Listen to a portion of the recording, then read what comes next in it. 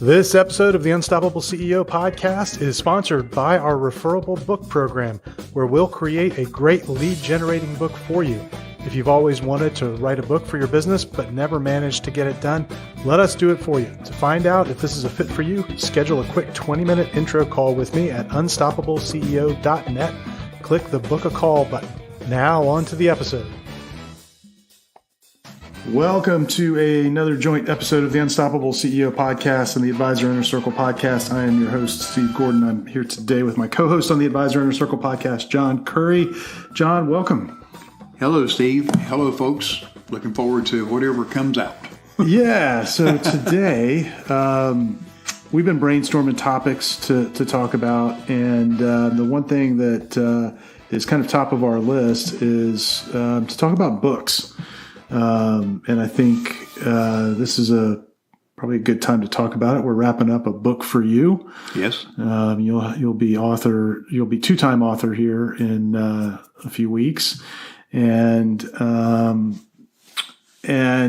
know, it's interesting. We've done a lot of books over the last year for clients, John, and it's always really interesting to see what happens when somebody gets their book published. And so I'm excited to talk about it because I think they can have a big impact on people's businesses.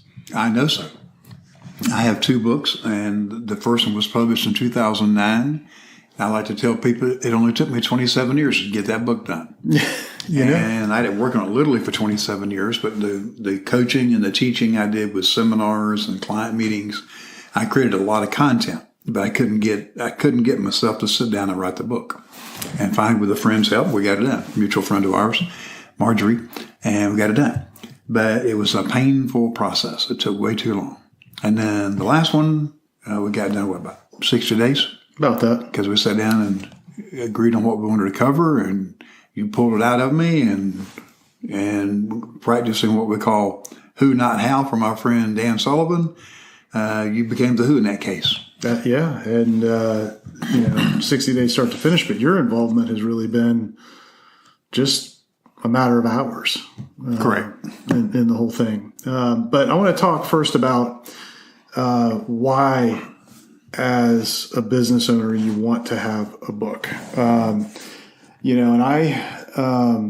when I first started this business 10 years ago, John, one of the things that I wanted to do was I wanted to write a book, but I had a really hard time kind of, first of all, feeling like I was worthy to write a book. This was a new industry for me. I came from a different industry altogether, and I had learned some things along the way that I had applied in that business, and felt like I knew a lot about it. But then there are, all kinds of other people who have been out there, and they were published authors and speakers and, all of that on similar topics. So what gave me the right?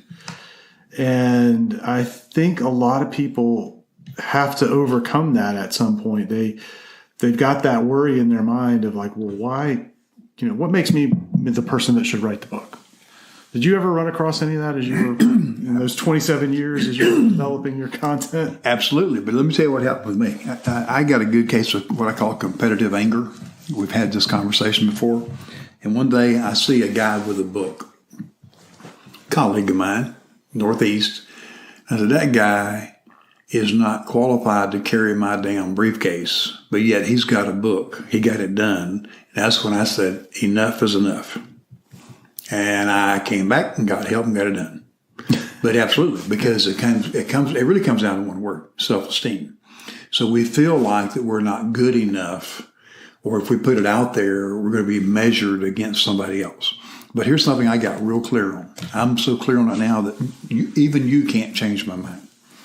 I don't need to be a bestseller on the New York Times list. I want to be a bestseller from the standpoint of my audience. But I had a guy ask me just yesterday, have you made a lot of money with your book? Talking about the first one. I said, quite a bit, actually. So he kept bugging me. He said, well, how much you think you made? And I said, probably $3 million. He said, excuse me? You've earned $3 million from your book? I said, no. I've earned $3 million or more because of the book. And I said, now, if you count all the income since 2009, it's probably better. But because of people seeing me as being the secure retirement method guy, the secure retirement guy, not the risky retirement guy, because of the book. Well, and you're the guy that wrote the book. Correct. And given the choice, who do you want to work with? You want to work with the one that wrote the book or just the no-name person from down the street? But there's the flip side of that is now it seems like everybody has a book.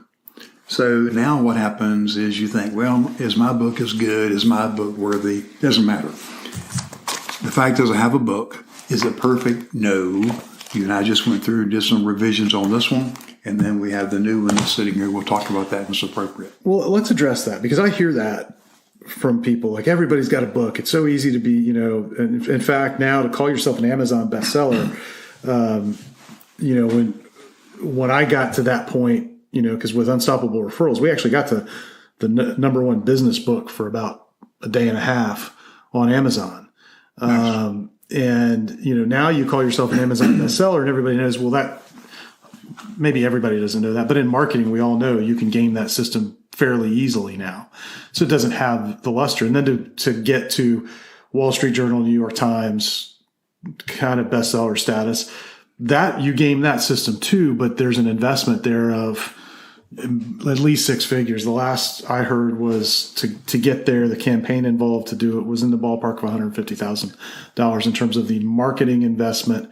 You're going to go hire a who that knows how to do that. But, there's a time and a place for that. But for the vast majority of business owners, you don't need any of that. Seth Godin has this concept he calls, you want to be famous to the family. And so you want to think about what's the small little circle? You said your audience. What's that audience or that family that you want to be famous to? And you only need to be famous that far. Well, let's address that real quick, just with the title of this book, the new one. Yeah. The Secure Retirement Method for Members of the Florida Retirement System.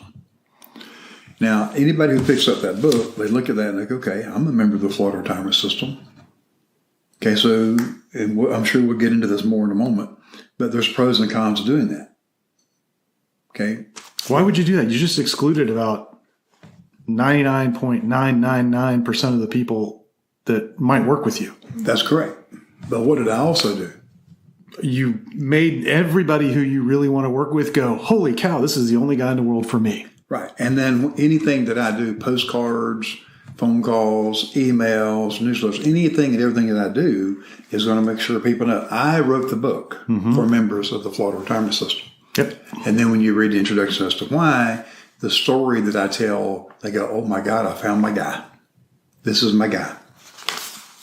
So we talked a little bit about the positioning that you get from the book, but and that's, I think, one of the real values. The other thing that I learned, so I've now written 5 books, and I will be writing more because I just haven't found anything better, not only from positioning, but it gives you a way to sort of plant a flag around an idea that you believe in. So let's go back to something you started off a while ago. You had all this knowledge inside you. Mm-hmm.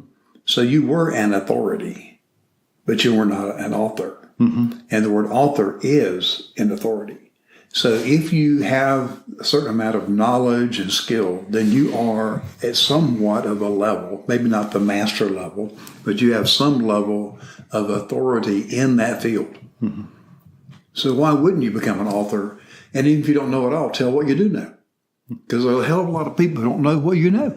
That's right. So maybe they'd like to have a beginning version, and then when you feel better, do another one or a second or a fifth one. Well, and it's funny you say beginning version.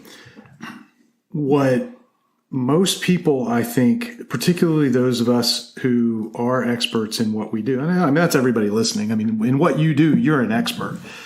And the fallacy is that your prospects need the depth of your expertise, and they really don't. They need the simplification of your expertise. And that is, I think, where a book comes in really masterfully.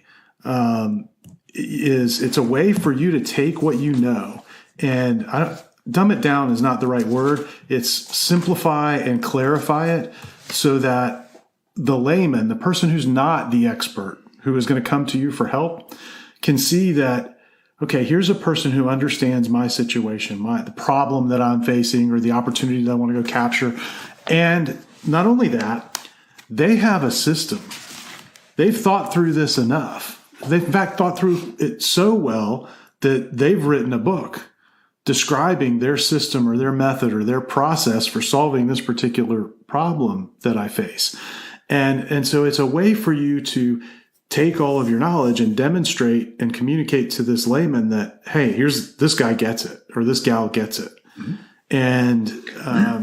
And so, I think a lot of people make that mistake. In fact, I have one client, when she listens to this, she'll know who she is. I love her to death. We've been working together for a long time. One of my favorite people in the world.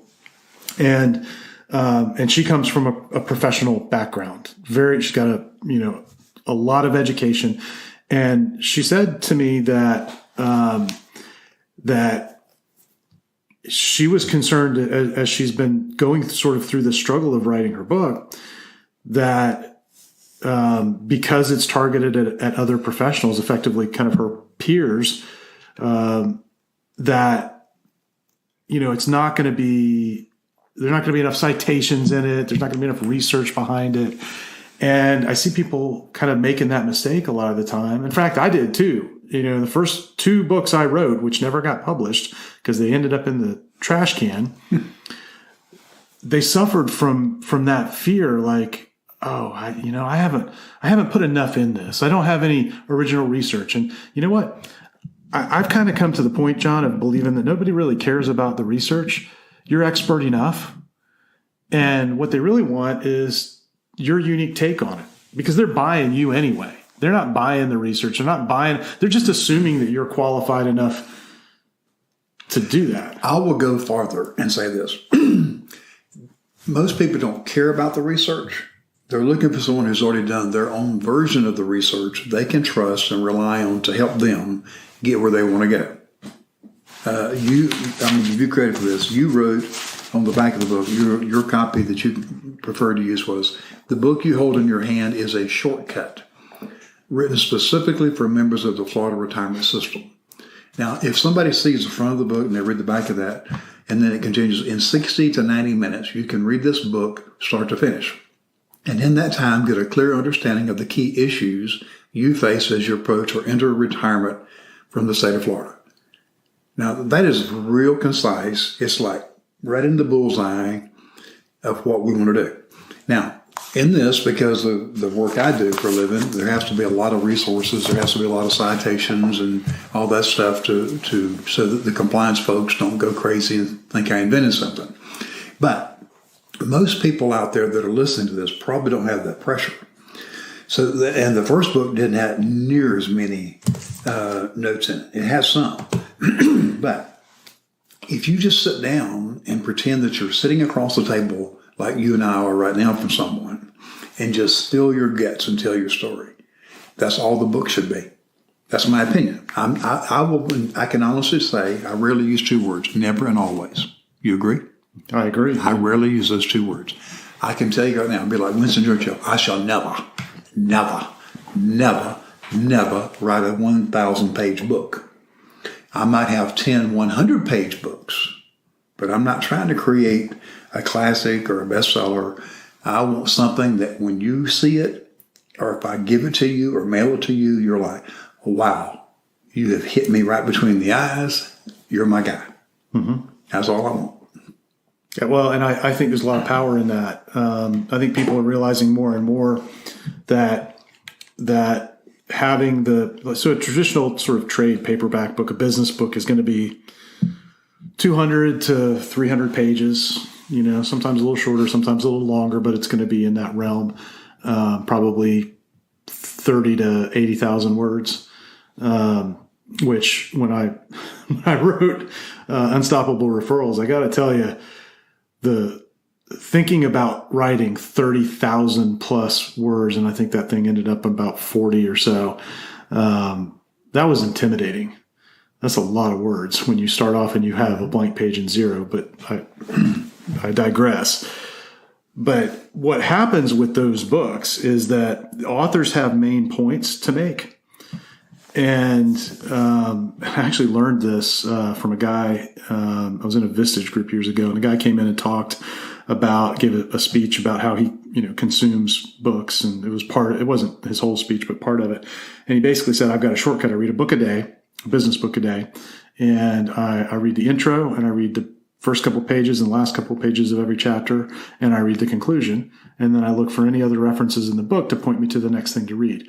And he said, the reason that I do that is because what authors do to bulk up a book so that it fits the mold of what should be sold, what the publishers want, they put anecdotes in it.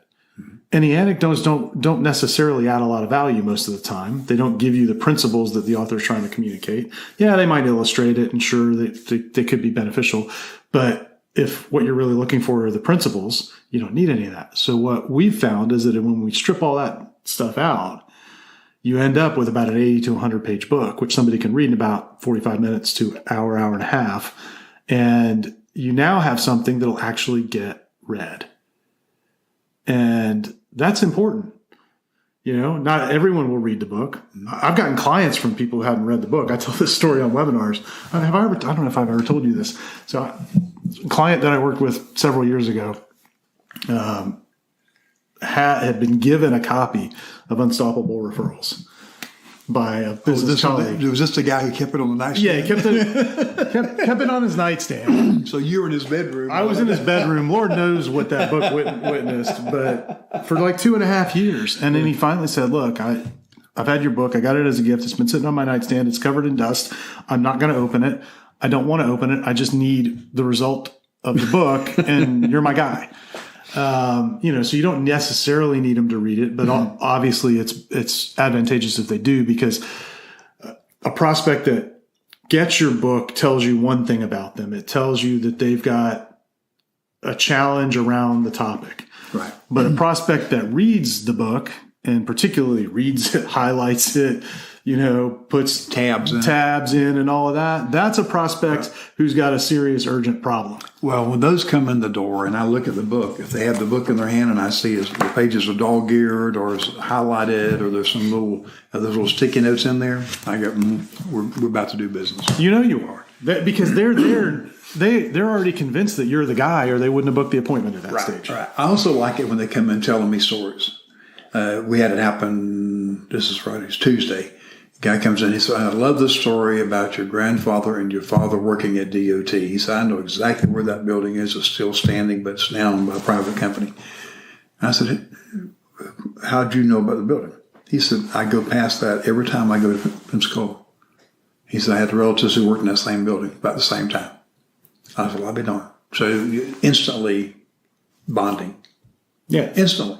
Well, he actually bonded with you before that, and you probably hadn't met him before. Oh, no doubt, because of the story, and it hit a nerve. Yeah, and so, and that's some of the power of all of this, is it allows you to take what, I'm guessing you probably shared that story in one-on-one situations prior to you using it in your marketing. I did it, been sharing that story since, I got out of the Air Force in 1974, so probably since 72. And so, yeah. Even while I was in the Air Force. So what we're talking about, folks, is John's got this sort of origin story, and it sort of forms his why of, why he does what he does. Well, when my dad retired in 1992, it really became a story. Mm-hmm. Because he retired at 62 and did not get good advice. So that's when I really took it and polished it up and said, wait a minute. My dad had this problem. My granddad had this problem. I've been solving these problems for other people, but they wouldn't let me help them. So that's when it became like a passion. Mm-hmm. Well, and the point is, what you ultimately put in that first book were all of the things that you'd been telling people one-on-one. And so by putting it into the book... One-on-one and in seminars. Sure. And by putting it into the book, you immediately created leverage for yourself. You immediately allowed yourself to have that impact, actually to create relationship with people who could relate to that story without ever having met you, and prime the pump for them to do business with you. Well, let's expand on that. Let's just suppose for just a moment that people who are listening, you have a book. So I've got my first book in my hand here. If I mail this out unasked for to 100 people. I just mail it out with a handwritten note. Steve, I thought you might like to have a copy of my book. Hope you enjoy it. Now, a certain number of those people are going to take that book and go, it's hard to throw a book away for me. Some people may throw it in the trash can, but very few will. It's going to go on the desk. They're going to put it on the bookcase behind me over here. They're going to put it over on that credenza. They might put it over there on the shredder. They might throw it in the trash can and later come back, I can't throw that away. Because we're taught to respect books. Mm-hmm. Right? It's taboo to throw a book away. Taboo. But some people will. Throw it away. No big deal. I don't like the guy, throw it away. But if you mail out 100 of these books, now these little books are like 100 messengers out there in the community. Mm-hmm. We haven't talked about a market your book yet, but these are some of the things that I can tell you for a fact. When you do that, all of a sudden people say, you've written a book? I didn't know you had a book. How long do you have a book? Well, if you look inside, I think it says I did that back in 2009. Mm-hmm. Well, one of the really interesting things is so we in one of our programs have worked with a guy that's in your business, and and he honestly he struggled mightily. He was in not our Done For You program, but our guided program. So he was sort of doing some of the writing, and he struggled pretty mightily to get the writing done. And just didn't have the budget to have us do it all for him. But he finally got it done, got the book published, and started sending it out to people. And the excitement that it created and the relationships it allowed him to rekindle or open, it's like, oh, wow, you've got a book. Wow, this is really good. And so it's just right away, immediately elevated him in people's minds. And you made a comment earlier, like everybody's got a book now. And because of Amazon, because it's gotten easy, there are a lot of people that have books, but not everybody has a book. You're right. So if you sit and look around in our community, I don't know how many people there are in financial services, how many advisors there are here in Tallahassee. Do you know? I have no idea. It's got to be a couple thousand at least, right? I don't know how it is. I mean, it's just got to be. You would think so in some form or another. Yeah, and so I don't know, because I tell my clients, when you have the best, you don't care about the rest. Well, of course. But let's say there's 1,000. You're one of 1,000, right? Yeah. If there's one other person with a book in this town in your business, I'd be mildly surprised. I wouldn't be shocked. Mm-hmm. If there were 10, I'd fall out of my chair shocked. Now that I agree with. Yeah, I made the comment about everybody has a book, because you'll hear that said, and it's not accurate. Because first of all, putting together a book, whether you do it yourself or have Steve do it, takes work. I mean, think in terms of how much work I sat down. When you and I sat down and worked on the second book, I already had clear chapters in mind. I knew what I wanted to say. I knew what the problems were. And folks, what we did is we took the issues and we turned those into a chapter, a standalone chapter on each one of those. So if someone looks at the table of contents, it's going to strike a chord with them. Okay, these are all the things I've got to deal with. Well, let's talk about that. So you actually did more work than most of the people do when we help somebody put their book together, because you're unique. You already knew exactly what you wanted. I see that smirk on your face. I don't know if that unique means good or bad. Some days one, some days the other. But, most of the people we work with don't have that clear idea. They do what they do, but they haven't fully formed it yet. And that's one of the things that I think is useful in working with somebody, whether it's us or somebody else that is outside of your business, because they can ask you questions, and kind of help guide you through that. So I mentioned that I've now written 5 books. 4 of them I actually wrote in the traditional sense. The 5th was almost like a gift. I had a podcast guest, and they're in the business of creating a big book for you. If you want the big book that's going to go be the New York Times bestseller, they're the ones to go get help with for that. And if anybody's listening to this and is looking for that, let me know and I'll get you connected with them.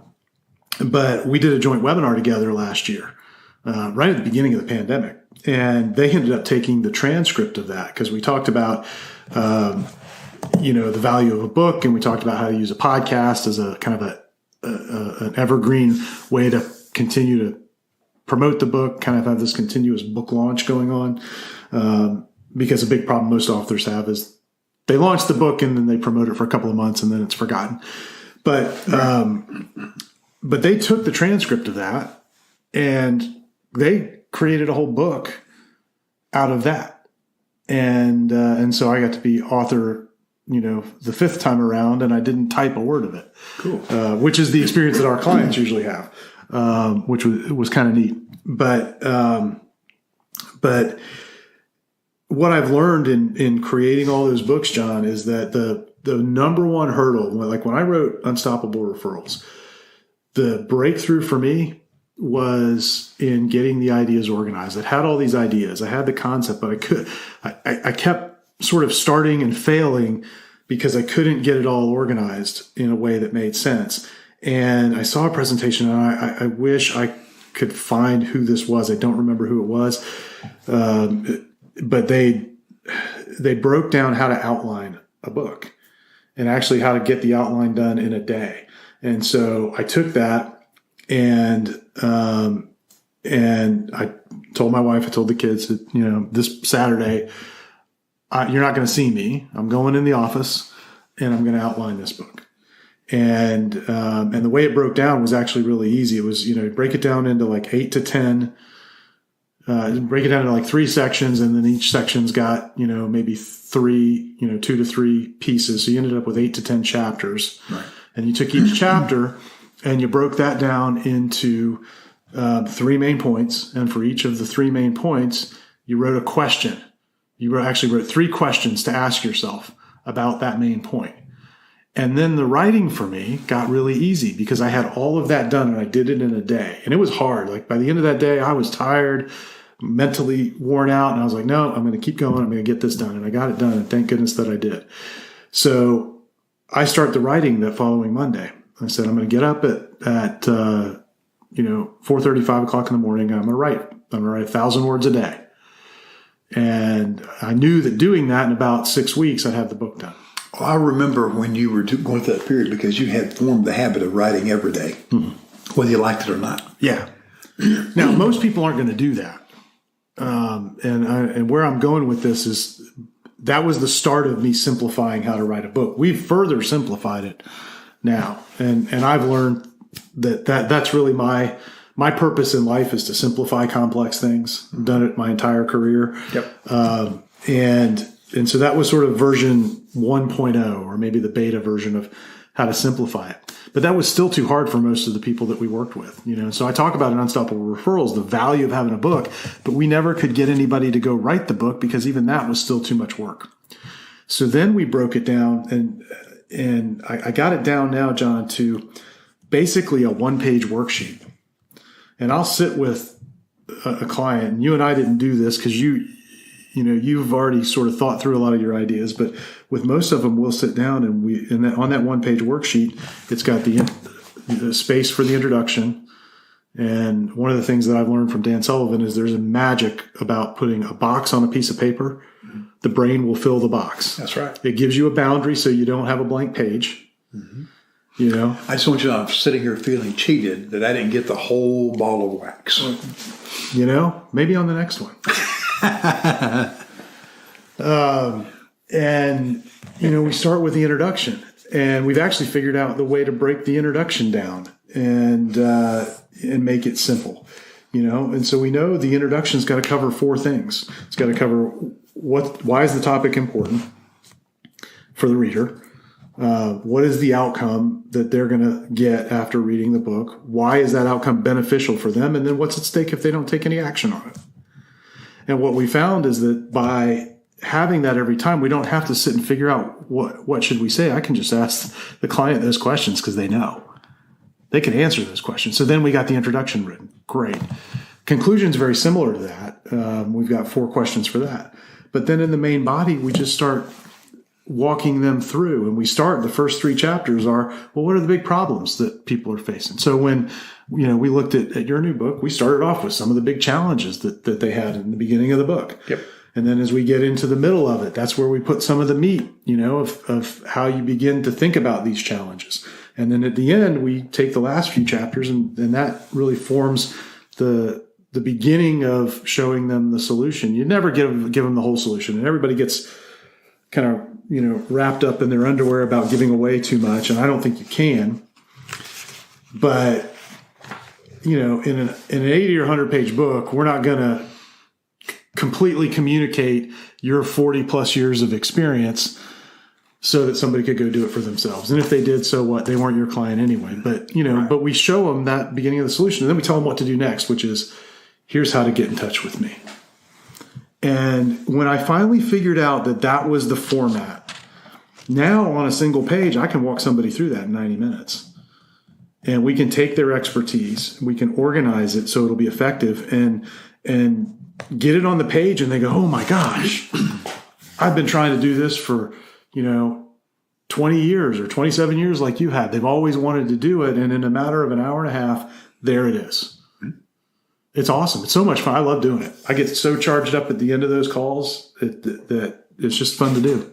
I know you're jacked up now talking about it. I am, yeah. It's one of my favorite things. I think that's fun though, because all of us have skills that other people look at. And I go back to Sullivan. He talks about unique ability. We take that for granted. We have skills that we know we're good at it, but maybe we don't realize we're as good as we are. But other people see us like, oh my God, you could do that in 5 minutes. And if you look around people there are people who can do things that you find very difficult. They can do it quickly and easily, and they get animated like you just did, but energized because of doing it. And you made a comment about your purpose is to simplify complex matters. I love sitting with people. It happened yesterday, 4 interviews. People said, oh my God, what do I do? I got all these problems. Not a problem. You're in the right place. Just bring calmness and clarity and direction. They go, I feel good. Well, you should feel good. This is your money. You're 2 months from retiring. You're going to retire at the end of February. So you should be feeling good about it and not sitting here wringing your hands like you were all anxious and terrified about these big decisions you're making. Absolutely. Absolutely. They're not that terrifying once you have a plan. So let's just go through it step by step. Well, and I think, for most of the entrepreneurs who are listening to this, or advisors listening to this, thinking, yeah, I really want to have a book. I really think that complexity piece of how do they take what they do with their clients and organize it and simplify it so that it can be understood. I think that is the major barrier to writing the book. I agree. And I'll just cut to the chase. I think that if you're spending the time and energy trying to figure out how to write a book, you're making a hell of a mistake. Better off to find somebody to do it for you, going back to who, not how. Mm-hmm. And whether it be Steve and his team or find somebody else. Can I write a book? Yes. There's no doubt in my mind. With what I know, I can sit down and write a book. Why would I do that if I can sit with you, write you a check, and say, here, take care of it. Mm-hmm. Tell me when you need me. And then I'm out of the way. Because while you and your team were doing that, guess what I was doing? You were making money. I was going to make money to raise the money to pay for the book. Yeah. You probably made more than enough. I hope so. Yeah. Well, but I haven't had the book yet. So we'll have to redo this later so I can find out if the book was any good or not. There you go. Once you put it together. There you go. Well, you've seen it. It looks You've good. seen it to this point. Well, I got it in my hand. It looks real good. I have a blast doing it. We've done a bunch of them over the last year. And I think given what we're going through in the world right now, now is a very opportune time to put this tool in your arsenal, because I was talking with a client this morning before you and I got together. His business model before was attending trade shows and conferences. And You're not doing that now. he just told me the biggest one that in his industry for 2021 is now they've officially canceled it. They said we'll see in 2022, and that's where he went out and met with people. And he said, honestly, I probably wouldn't have gone this year anyway because I'm not sure I feel comfortable going and doing that.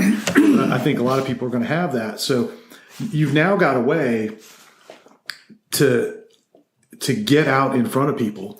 Well, let's use that let's leverage here for a second, a springboard. Let's take a few minutes to talk about how to use a book. So you got a book. Mm-hmm. You got this nice, you hold in your hand. Wow, that's a book. It feels good, looks like a book. I can flip through the pages. That's nice. So you got a case of them. You got 1,000 of them sitting in your garage. Big whoopee. Costs you money sitting there and not being used. So let's talk about use it. So how do you turn that book into a moneymaker? Well, so there are really three ways, easy ways to do it. The first is we always like to pair a book with a podcast because you can go interview people who have already rounded up your prospects and potential clients, and you can build a relationship with them. And everybody wants to jump over that part, but relationships are where all the results come from. Yep. So you go make friends. They like you. You like them. You go, hey, I got this book, and I think it would be a really big benefit for the folks in your network or your audience. I would love to give them a copy for free. Mm-hmm. What do you think? Would they appreciate that? Now, somebody's listening and saying, why would I give away my book? I've got a price tag of $20. Are you stupid, Steve? Why would I give away that book? Golly. Where do we begin? You do know there are people thinking that. Yeah, that's true. Let's get that right out of the way. You said it earlier. I don't ever expect to make any money on the book, but I have made 7 figures plus from my books. Yes. And that's an important distinction. You don't worry about selling them. I mean, you will sell some, yes. And there's value in people buying them. I learned this from Dan Kennedy years ago. I got the opportunity to tag along with a client of mine who was in one of his high-level masterminds, and for 4 or 5 quarters would go up to Cleveland and sit in a hotel conference room with about 15 other entrepreneurs. And in one of the breaks, I was talking with him. He had just released a new book, and I said, "Well, Dan, why are you going back through and what's the whole strategy with the book? You preach this direct response stuff." And he said, everything isn't direct response. I mean, direct response is great, but you can't measure everything, and there's a real value to discovery. So the guy that, the business owner that stumbles upon my book because they happen to be poking around looking for something on that topic on Amazon or at the bookstore, if you get it in the bookstore, and most people aren't at this stage, the bookstore is not the place where folks are going to find you, but it'll be on Amazon and the other online booksellers. And when they discover you there, that's really powerful because now the momentum is they're coming to you all the way. Now, you don't want to just sit around and rely on that by itself, but there's a great deal of power in that. And his comment was, most of my whale clients come that way, even with all the direct response that he did. And he does more of that probably than anybody else. But with all of the direct response he did, his whale clients came primarily through discovery. And that to me was instructive. Mm-hmm. So it gives you the opportunity to be discovered. But first, I'm going to get you back on track. Yeah. First, the podcast. So you go find someone who has access to the audience that you want to visit with. Yeah. And then you do an interview and you give everybody a copy of the book. Well, we do an interview so everybody goes, well, why would they do that? That seems like it benefits you, not them. And, okay, fair question. Most people are going out right now trying to network. Can I give you my take on that before you go there? Sure.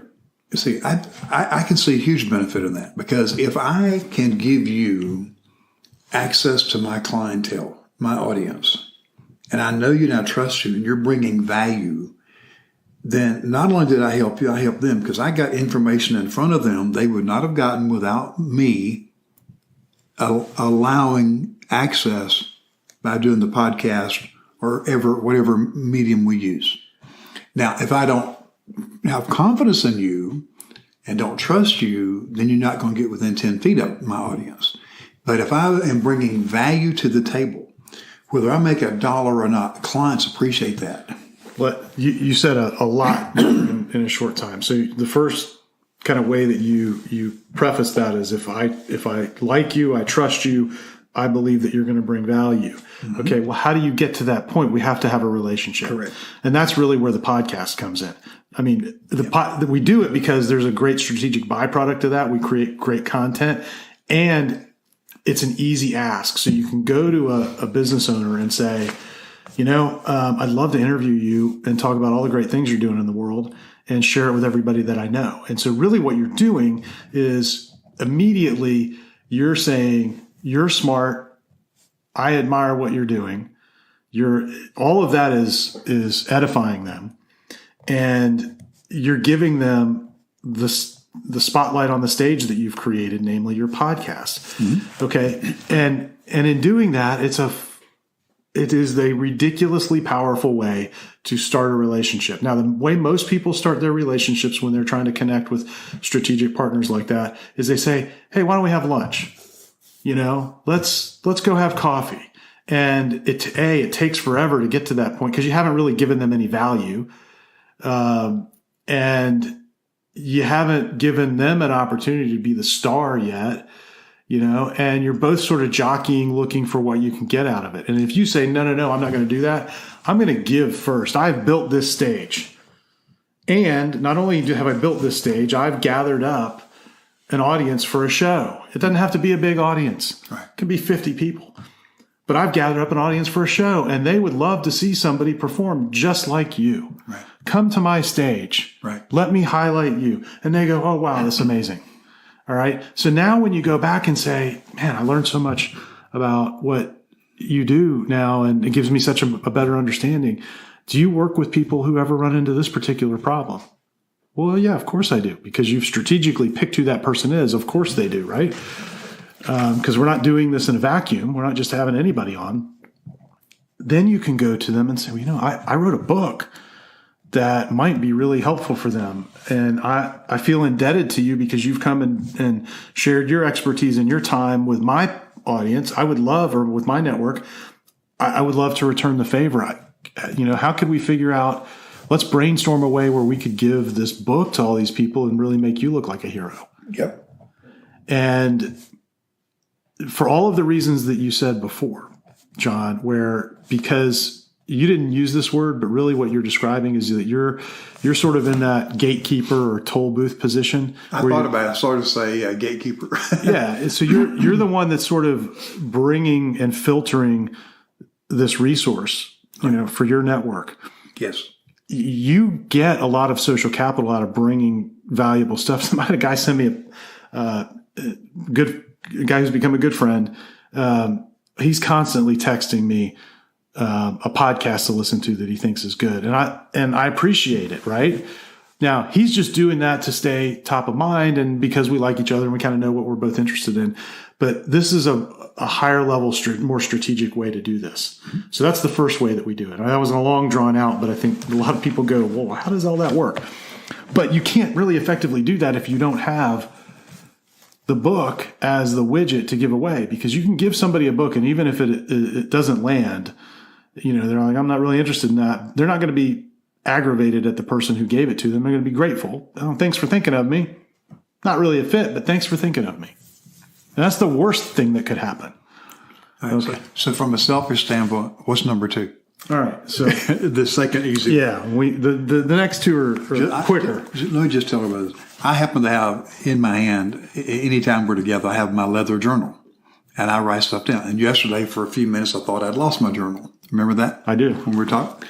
And I found my precious journal, because these conversations that we have while we're helping other people also help me, so I can go do some creative thinking and work and help a lot of people and get paid. I already know you're going to put some of this stuff that we're talking about into use. So the second way that we use the book is in advertising.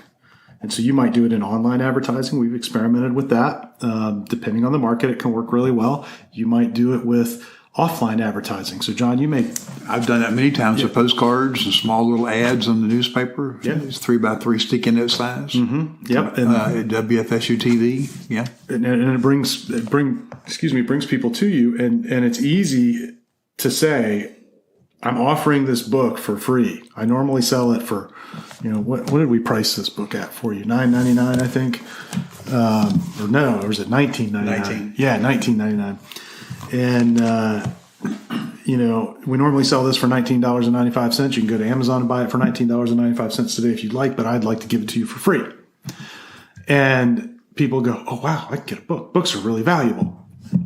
We look at books as being a lot of value for the money because you get a lot of wisdom in a small package for $20 or less typically. And so by offering it for free in your advertising, you get a lot of people coming to you and you know some things about them right away. Hey, they're interested in this topic. That means they're probably a good prospect for me. So that's one of the other ways that we use it to bring people in. And the third way that I always advise our clients to use is what I call the book a day habit. You've got your book, you got the, however many copies you've got, in the garage. And I always tell our clients, you want to have some note cards. And when we design a book for one of our clients, we always design it in a specific size, 5.5 inches by 8.5 inches. Mm-hmm. Because as I learned from you, actually, that perfectly fits in a 6x9 envelope. It's very nice, isn't it? Nice, yes, compact. Exactly. And you take your target 100 list, your top prospects, and you write a little handwritten note, mm-hmm, and you slide that in with a book. That's better than a multivitamin, huh? It one is. A day. Yeah, one a day, and you send that out. And if you do that over the course of the year, and skip the weekends, right? So if you do it over the course of the year, what are there, 210 working days in a year typically, you're going to put your book in the hand of 200 people. And if your business doesn't dramatically grow from that, you're doing something really wrong, because it will. And you get into that book a day habit. Now to do that, you got to think ahead a little bit, so I always make sure, like I got a box of envelopes, sitting here. I like to make sure I have a list with names and addresses and, and I got a supply of books and note cards, and I try and have all that stuff at hand, stamps. You got to think through all that stuff, or have somebody on your team do it where you're just writing the notes. But I really recommend you write the note, because that'll have a huge impact. Absolutely. So again, I'm hearing this person saying, wait a minute, Steve. God, man, I gotta pay to get a book done. I gotta buy my books. Now you're telling me I gotta mail the books. So I gotta take the time, handwrite a note, handwrite the envelope.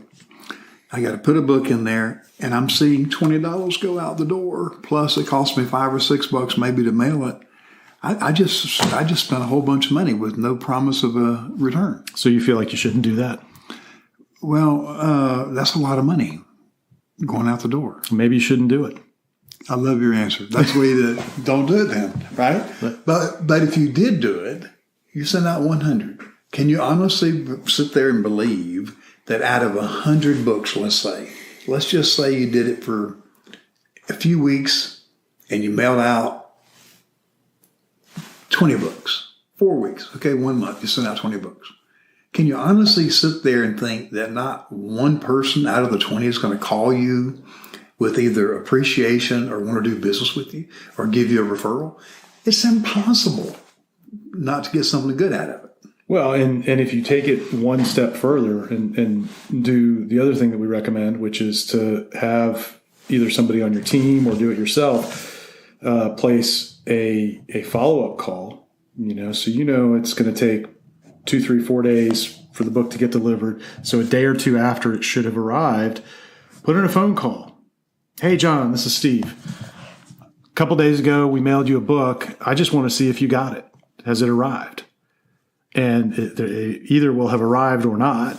Either way, it gives you the opportunity to have a conversation, not a sales conversation at that stage, although they may ask for one, and oftentimes that happens.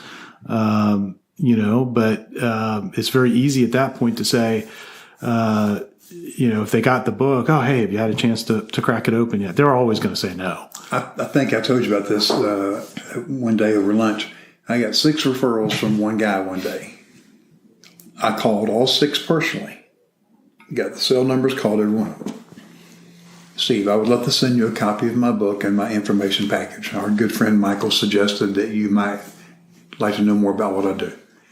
All 6 said, yes, I'd love to get it. Then ask for an appointment. After you get the book, we'll talk, if I can be of service. We mailed them.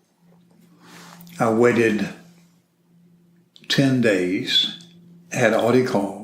Of the 6, 3 booked appointments. 3 said, I can't do it now, but I definitely want to meet with John. Please put me on whatever follow-up list you have and we'll talk. Now, if none of them gave me an appointment, I don't really care yet because they're not ready to do what I know they'll have to do in the future. They all have a chunk of money in their retirement accounts they've got to do something with. So now that I have their address, their phone number, and their emails, guess what? They've been receiving everything about our upcoming webinars on Medicare. Mm-hmm. So they're already in the system. And it's just a matter of time when they will become clients. So it's planting the seeds. And like you said before, I don't think there's anyone else in town who took the time to send them a copy of their book. No. And if it's on their desk at work, other people have seen it. Mm-hmm. So that's 3. You got a 4th one? Any other ideas? Oh, we have lots of other ideas. I mean, there are so many things that you can do with it, but those are really the big 3. When people were meeting on a regular basis, I mean, it's very easy to leverage your book into speaking opportunities, whether local, regional, national. I was going to say, can I share a couple that worked for me? Yeah. Back in 2009, we had a book signing event. And I gave the proceeds to United Way. And the president of United Way introduced me. And so they brought people in. I brought people in. The University Club said, we will provide the room. We'll just charge you for the food. So they sponsored it. So you can do your own small version of a book signing. So now you're the celebrity to that small group that's there. It's pretty cool stuff. Well, and you used it as a way to get all kinds of social proof. Yes. And really associate yourself with celebrities in a fun way.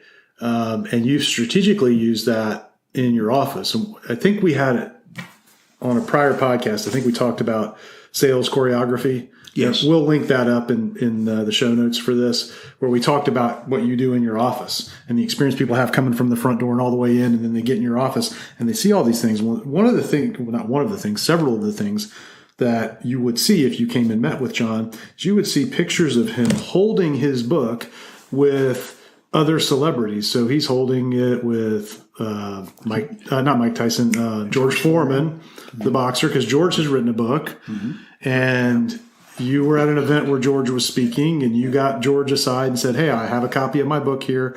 I would love to take a picture of you with you holding my book and I'm holding your book. I got one with Robert Kiyosaki. Robert Kiyosaki, which in your world is a big deal because he's sort of a financial expert. Robert Cialdini. Yep. You've got David Walker. Who is, tell everybody who that is because it's significant in your industry. Former controller of the currency. For the United States. United States of America. Big time speaker about how you better change the economy, how we're doing things. Well respected in a lot of circles. Now I'm going blank. You put me on the spot. A couple more. I'm trying to visualize them.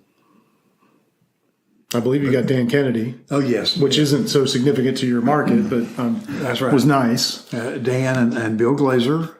Who else? There's a couple more that I don't use because of the marketing side. Right. But I mean, point is, these are little subtle things. Actually, this leads us perfectly into the cliffhanger for this episode because we've gone almost an hour now. And that's going quickly. I know. And so in the next episode, we're going to cover some out of the box marketing tactics. And all of the things that we just described. The book is the sort of the perfect widget to make it happen. You always have to have 2 or 3 copies of your book with you. Oh, heck yeah. So that when you go somewhere, you can do that. Yeah, absolutely. Anytime I would fly, I'd always have a copy. And I like to fly first class, and you never know who you're going to sit next to. I screwed up on that one because Kiyosaki is holding my book, but I didn't have his book. And I had just bought his newest book 2 days earlier. It was back in March. Mm-hmm. No, I'm sorry, that's not true. It was June of 2019. But he played along. He said, let me hold your book. He asked me, let me hold it. So the picture's in the airplane. Yeah. In the first class. I know. And you just never know. So it gives you this really great tool. And I don't think most people recognize the value in it and all the different things that you can do. So we'll talk about that and some other things, not just related to books in the next episode, about out of the box marketing. But I think let's put a wrap on this one, John. And for anybody listening, if you've listened to this and you go, God, this is the year I'm going to get the book done. If you want help, we'd love to help you.